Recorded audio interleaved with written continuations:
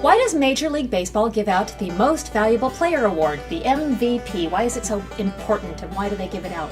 Well, it started in 1911, and I'll tell you why.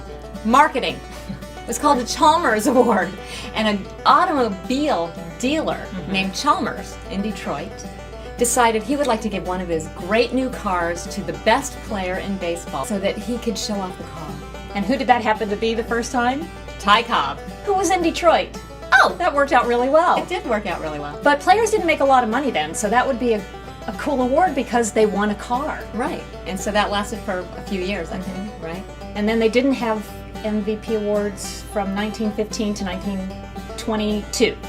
Right. Okay. And the leagues decided they wanted some promotion too, so they decided to create their own MVP awards. So the American League, they started in 1922, right? And how did they put it together? I don't know. Well, they asked the writers to be the voters, not the fans, not the local stores, but baseball they asked the baseball writers Okay. in those cities to vote on the most valuable player of the year. Okay. Now, the American League, they had really strict rules. You couldn't pick previous winners. You could only pick one player per team. You couldn't vote for player managers. That was in the American League. In the American League. And that caused a controversy once because, a big controversy, because Babe Ruth won the award in 1923, and because you couldn't win it twice, in 1927, when he was clearly the favorite to win, he couldn't even be considered to win. Oh, well, the National League decided they didn't want those rules, so they had their writers vote for 10 players, no team restrictions, and previous winners were eligible. Okay. And that's exactly how we do it today. I see.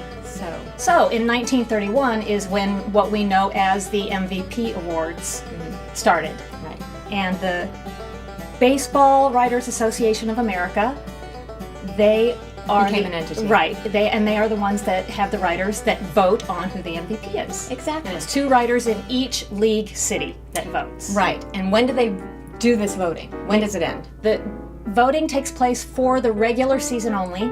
Voting stops before playoffs start. So why do they usually pick someone from the playoff teams?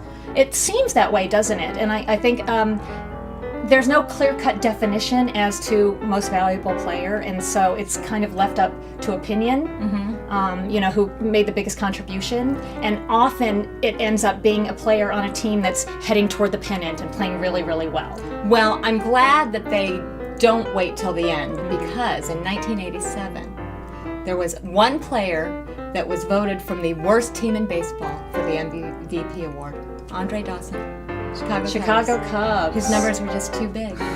So That's pretty great. it is great for him, for baseball. But still more commonly, it's in teams that are winning. Exactly. Since then, 34 first basemen have won, 34. Wow. 16 second basemen, Okay. and 15 each third base and shortstop. And how many pitchers have won? 24 pitchers have won since 1931. Oh, wow. That's a lot.